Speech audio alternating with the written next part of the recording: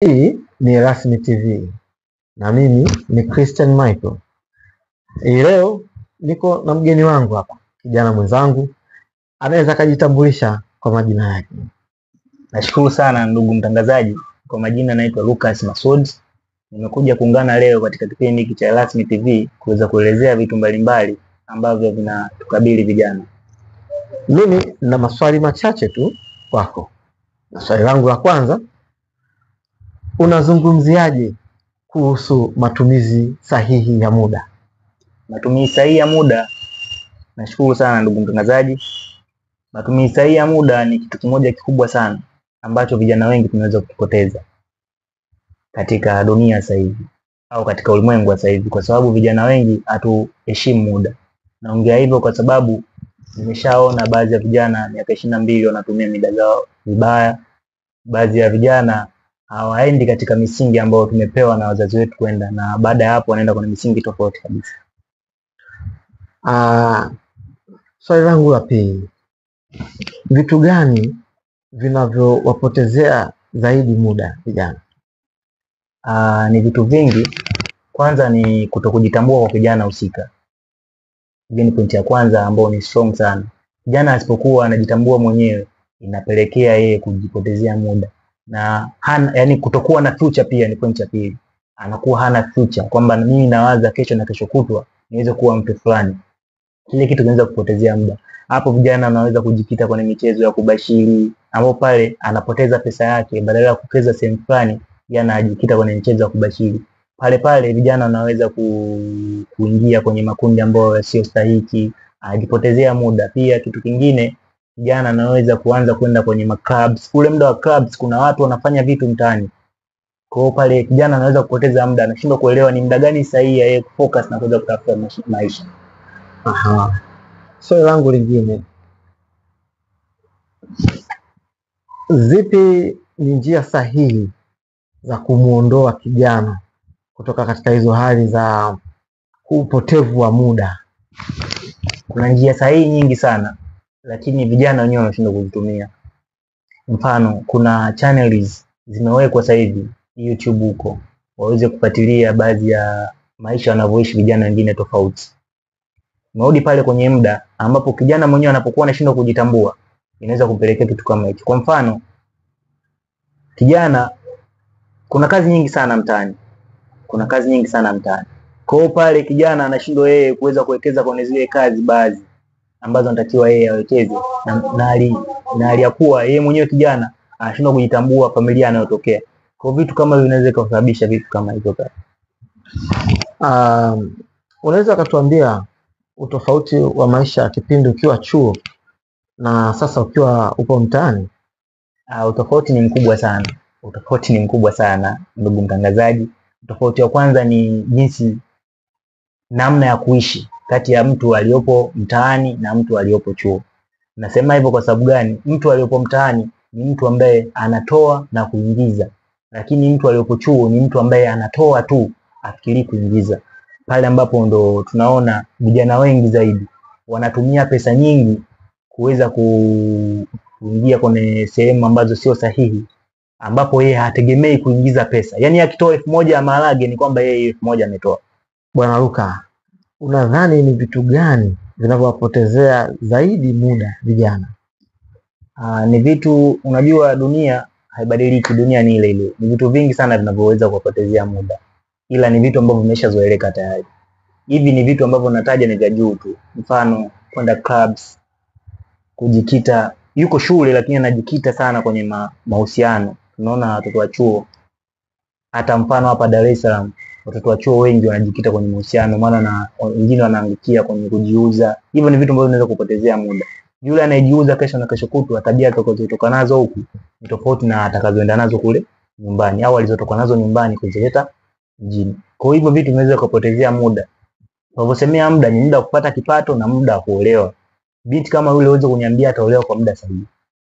Kwa upande wa kike. Kwa upande wa kiume, wengi sana wanatumia luxury, wanajaribu kuishi kwenye luxury life, kwenye maisha ambayo sio ya kwao, wana fake life.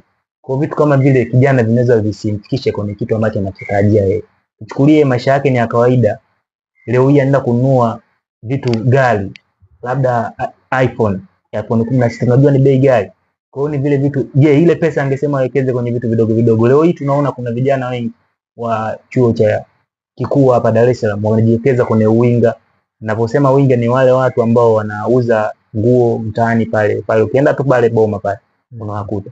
Kwa nini wasiwe kama wale vijana? Aliyakuwa mtu huyo anaweza kujikita tayari kwenye mambo ambayo sio ya msingi. Kwa ni vitu kama hivyo. Kipi kifanyike ili kuondoa vijana katika hilo wimbi la upotevu wa muda?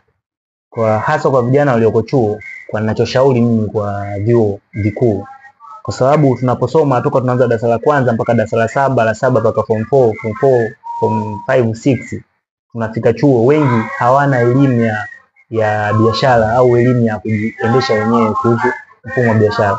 Kwa hiyo mimi nilichokuwa naomba mimi ni kwamba serikali au vyuo iweze kuangalia hili swala. Vijana waweze kuwa wanapata muda wa kupewa semina ya kuhusu jinsi ya kuendesha maisha yao ukiwa mtaani. Ile swala inaweza kupoteza sana baadhi ya vijana kuingia kwenye makundi ambayo sio ya msingi.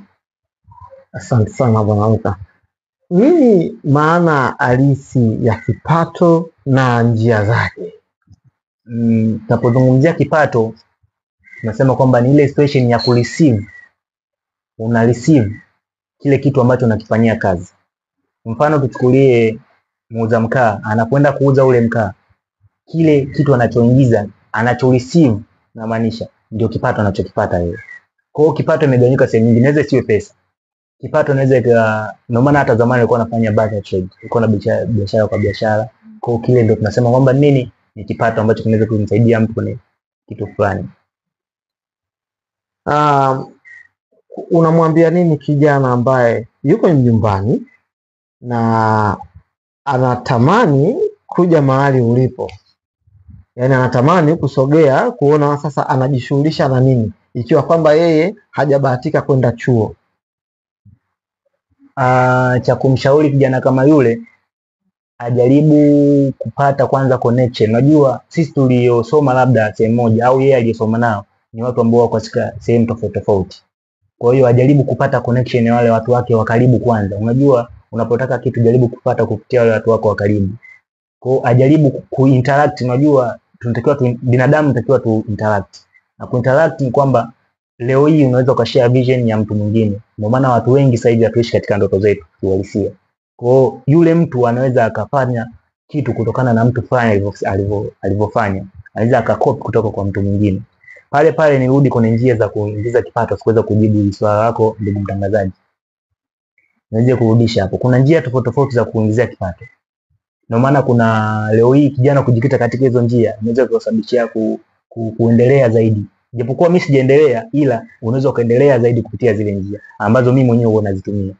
Baadhi ya njia hapo katika hizo njia 3, njia mojawapo huwa naitumia.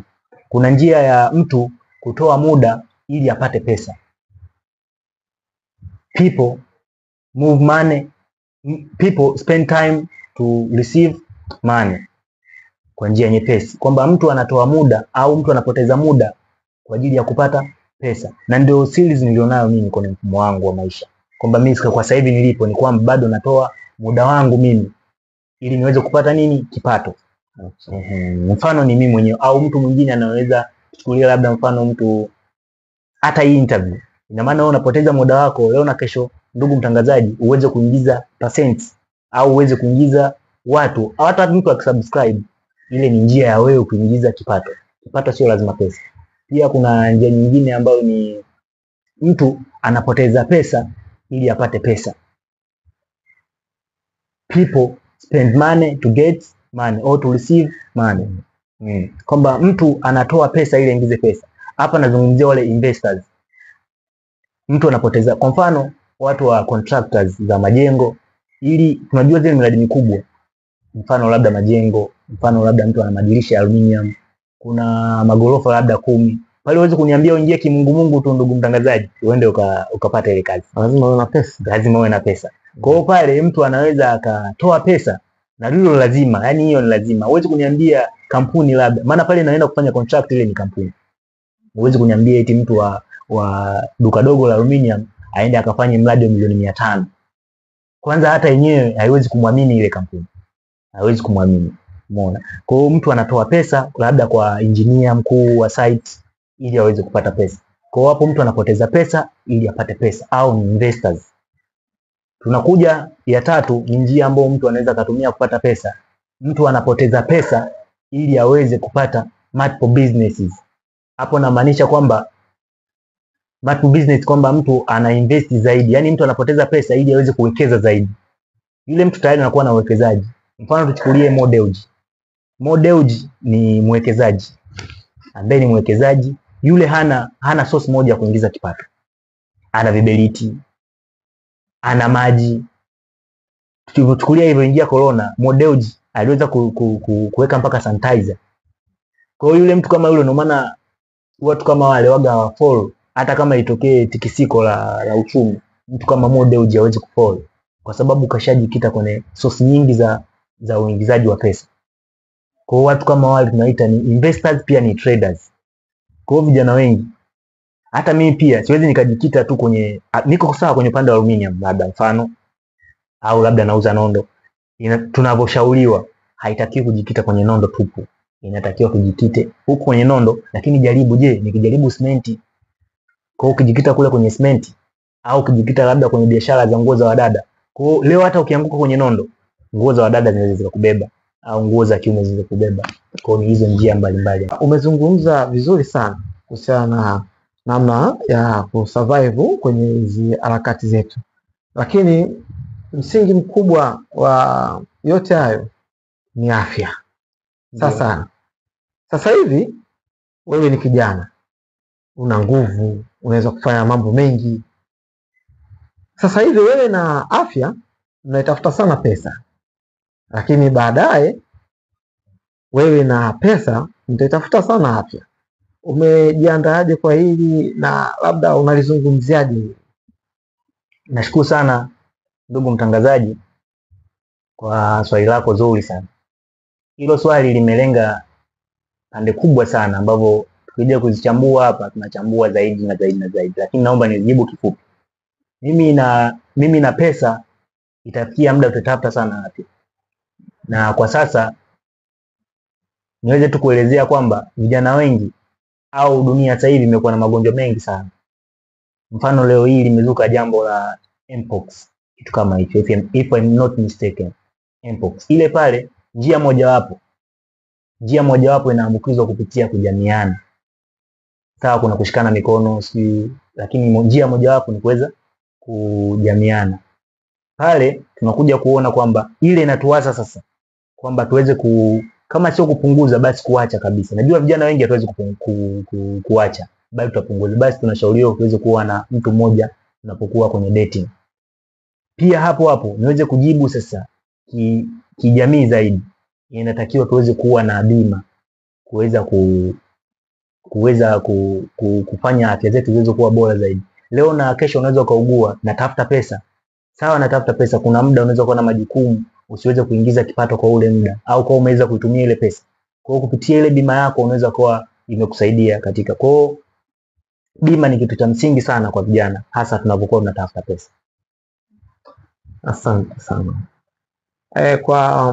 Kwa namna ulivyoelezea, unaonesha dhahiri shahiri kwamba tayari wewe umeshakuwa una experience kutoka chuo na sasa maisha ya mtaani. Unamshauri nini mtu ambaye anaanza chuo sasa hivi? Kuna upande wa ushauri wa kumshauri kila mmoja amini katika sehemu aliyopo. Asante sana. Hii ni Erasmi TV na hapa tupo tunaendelea na mazungumzo na kijana, lakini nataka nikukumbushe utufuatilie kwenye mitandao ya kijamii. Kwenye Instagram tunapatikana kwa Erasmi TV, kwenye X zamani Twitter Erasmi TV, Facebook pia tupo, TikTok pia tupo. Muendelee kutufollow, subscribe na muweze kushare hata vipindi vyetu ili tuendelee kuimarika zaidi, kukua katika media yetu. Naam, karibu sana. Nashukuru sana ndugu mtangazaji. Sasa unajishughulisha na nini kwa sasa? Kwa sasa najishughulisha na utengenezaji wa madirisha ya aluminium, milango, partitions vyote najishughulisha navyo. Una muda gani katika hiyo kazi? I think ni kama mwaka mmoja hivi na mwezi mmoja. Changamoto gani unakutana nazo katika hizo kazi? Changamoto unazokutana nazo katika ile kazi ni kwamba kubwa zaidi ni upataji wa wateja kwa muda husika. Unajua muda anapoingia pale kwenye ile kampuni unakuta tayari kuna mlolongo ambao umeshakaa pale juu ya kampuni.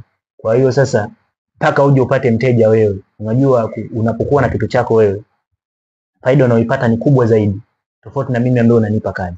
Kwa hiyo mimi kwa pale nilipofikia, sawa faida ipo, lakini je, lini nitaanza kupata kazi zangu? Hicho ndio kitu cha msingi zaidi. Basi mimi nikushauri kitu kimoja. Njoo katika ofisi zetu utangaze nasi. Basi wateja utawapata wa kutosha. Nashukuru sana. Maana Erasmi TV imeenea ulimwengu mzima kwa sababu mitandao tunayotumia ya kijamii iko ulimwengu mzima. Nashukuru Karibu sana. Nashukuru sana ndugu mtangazaji. Pia nipende kuweka wazi kwenye upande wa vijana pale. Kuna vitu viwili tu ambavyo vinatakiwa tuvizingatie sana. Tunapokuwa kwenye umri ambao tumepewa nguvu, tujaribu sana kuangalia vitu viwili. Vitu hivyo ni liabilities na assets. Naposemea liabilities, wengi vijana ndio tunazo kwa sasa. Liabilities. Tunashindwa kumake assets. Pale naomba nielezee kidogo kwenye liabilities. Liabilities kwa nilivyoweka mimi ni kwamba to lose. Liability to lose. Pale mtu anakuwa anatoa tu pesa, haingizi pesa. Yaani ni vile vitu ambavyo vinafanya atoe pesa, asiingize pesa. Mfano wa vitu hivyo, vijana wanamiliki simu sasa hivi. Ile simu ni liabilities. Yaani yeye itamfanya usipokuwa na bando unakuwa na stress. Utafanya nini? Ile ni liability ambayo inaweza kumfanya kijana akawa anatumia tu pesa. Pia kuna assets. Tunashauriwa sana vijana tuweze kumiliki assets. Assets ni kama vile viwanja, maduka. Vijana wengi sasa hivi hatujikiti huko. Tunaamini tuna zile imani za zamani kwamba kijana akimiliki assets na miaka 22 watanionaje? Sijui nini. Tumeshatoka kule. Vijana wengi sasa hivi ndio wenye pesa. Tukiangalia vijana wengi kina Godlove miaka 30 na kitu, wengi tu wenye pesa. Kwa hiyo mimi nachoomba vijana tutafute elimu, tutafute pesa. Pia tuweze kujikita zaidi katika vitu viwili, liabilities na assets. Ila sana ni assets. Tuachane na mambo ya liability. Mwanamke ni liability. Simu pia kama utumii vizuri ni liability. Lakini kama unaitumia vizuri unaweza kuwa assets, pia inaweza kuwa liability. Kwa hiyo sana tujikite kwenye assets, tuachane na mambo ya liability. Najua kuepuka ni kazi sasa hivi dunia sasa hivi, lakini tujaribu kupunguza, ndio vitu ambavyo tukimalizia sana pesa vijana. Asante sana, nakushukuru kwa muda wako. Labda kama una mengine ya kuzungumzia kwa ufupi, karibu. Nashukuru sana. Mimi cha kuzungumzia, nashukuru kuweza kunipokea Erasmi TV. Nimeweza kuenjoy ndugu mtangazaji, tumeweza kupiga story, tumeongea mambo mengi zaidi. Na haya mambo ni kwa ajili tu ya kujengana sisi kama vijana. Mimi sijafanikiwa zaidi, ila najaribu. Wakiniona huko watu 30 40 waweza kupata funzo kubwa sana. Kwa sababu mimi ni kijana niliacha chuo na sasa napambana na mambo yangu ya mtaani. Asante sana na karibu tena Erasmi TV. Nashukuru sana ndugu mtangazaji. Asante sana.